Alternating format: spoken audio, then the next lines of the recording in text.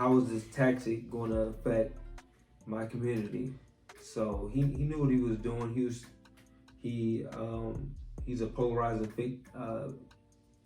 he's not a victim, but in their eyes he's a victim. In our eyes, he's a convicted person that deleted somebody. So it's a lot of sympathy for this man. I don't see why. I understand the trolling factor, but I don't honestly see in their heart why they would want this man to be free in this world. Yeah, Daniel Perry's a murderer. Point blank, period. There's no way around it. I agree with 110% of what you're saying. But understand this, Austin.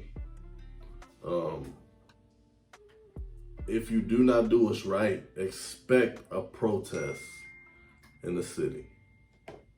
Expect it. It's going to happen. Expect another Black Lives Matter situation because it's about to be summer. So these kids ain't going to have nothing but time. Come on, Judge. I don't know what your name is. You know what I'm saying? But let's play that back for the ones that just jumping in. So if you in, first of all, hit that like button, drop some comments. We're talking about Daniel Perry right now. If you're familiar, and then we had somebody, you have to give him life. He killed kids. That's a no-go for me. You know what I'm saying? You know, agreed. You know, got to give him life for sure. So if you're familiar with the Daniel Perry situation, please chime in. If you do agree or disagree with us, please chime in. Let us know. Let's listen to that again. In other news tonight, a rideshare driver convicted of murdering an armed protester in downtown Austin will have to wait one more day to learn his sentence. After 6 hours of testimony from family members and experts today, the judge, Clifford Brown, said he will sentence Daniel Perry. Judge Clifford Brown. KB's Isabella Basco joins us live from the Travis County Courthouse tonight. Isabella, another emotion. So if he was smart, he's a rideshare driver. Like, I wonder what his company feels about this, you know, and why they employed somebody that has those characteristics, you know. Right. We need to get to the bottom of this, like the corporate level, because why is he a rideshare driver in the first place? If he's online, blasting these thoughts that he would run into crowds. Yeah. So let's continue. Day in the courtroom today. That's right, Brian. Several witnesses took the stand at today's sentence hearing. But the most emotional testimony came from Whitney Mitchell, Garrett Foster's partner, who describes what her life was like without Garrett Foster.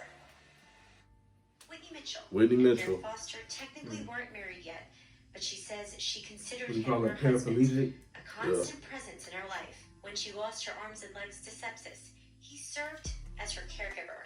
She described what her life is like without him.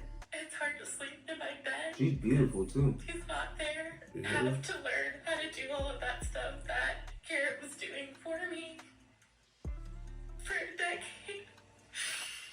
And it's hard because I had to get comfortably being vulnerable.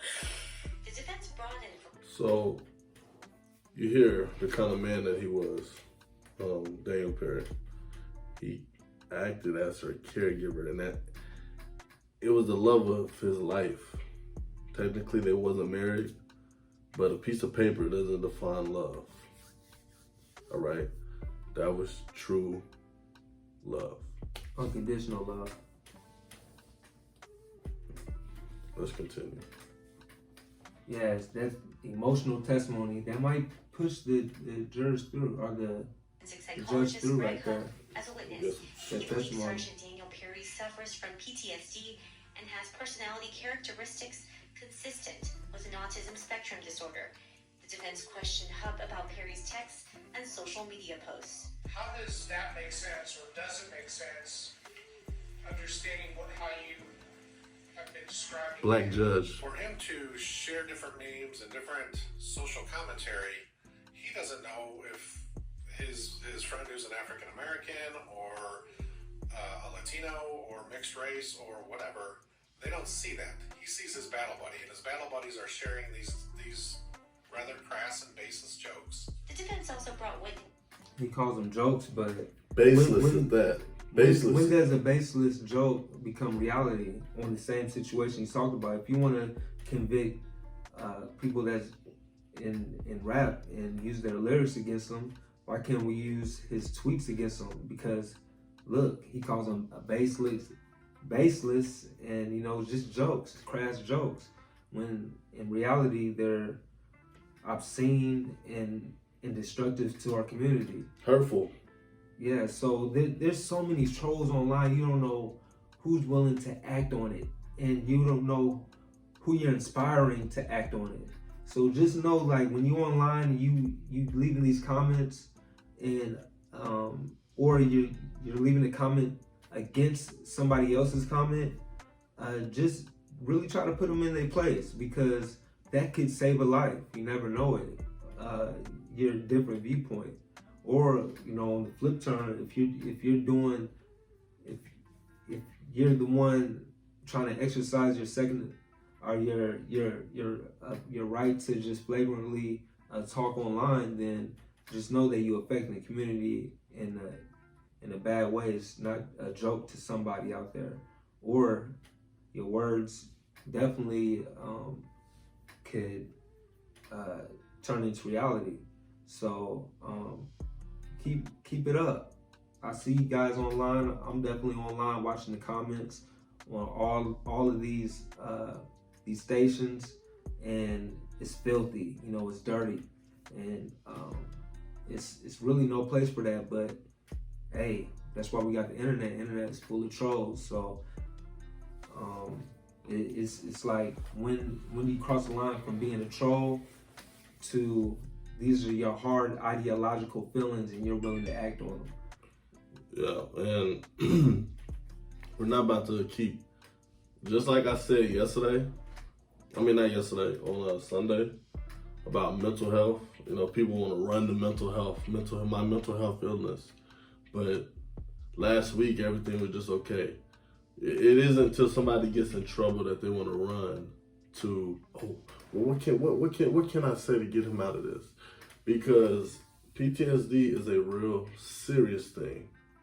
All right, I got family members that served. I got friends that's serving.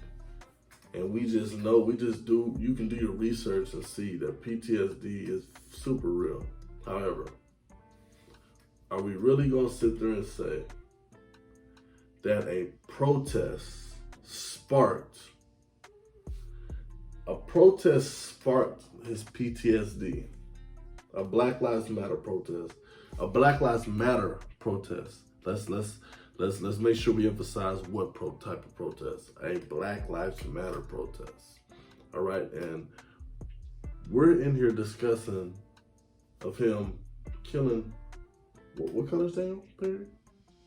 He's white, but he caregive for a black person. So you're trying to say that? He's a white man. He's a white man. He's not black, not Latino, or so. When you're saying, he's Daniel, he's reminiscing of him making his jokes with his buddy. He doesn't know if he's white, Latino, or this so happened to be a white man.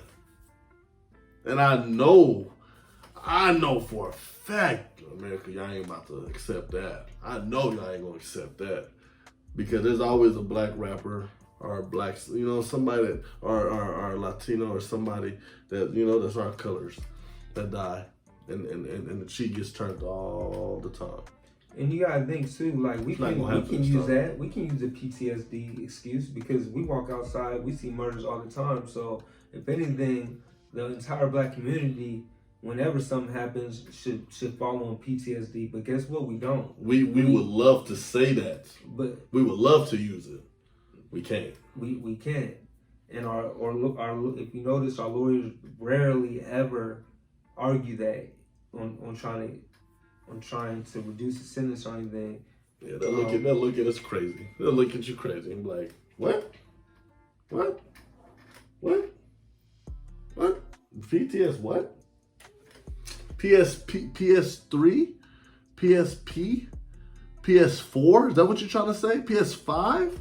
Not PTSD. You must be talking about like PlayStation or something. Is that like a hood term or something? I got PTSD. Yeah. Is that you know, that's what they'll think. It's crazy, man. But yeah, so give him life. Give him no parole. Let him sit amongst the real ones in there that's going to eat his ass up for breakfast, lunch, and what dinner. I'm afraid of, you know, I think the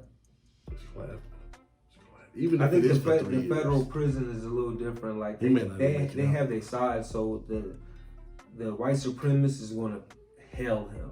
You know, he's going to be definitely Maybe protected. depending on where he go. He's going to be protected. Remember what Now, they did to Nipsey's killer. What did the judge do? Green lighted him.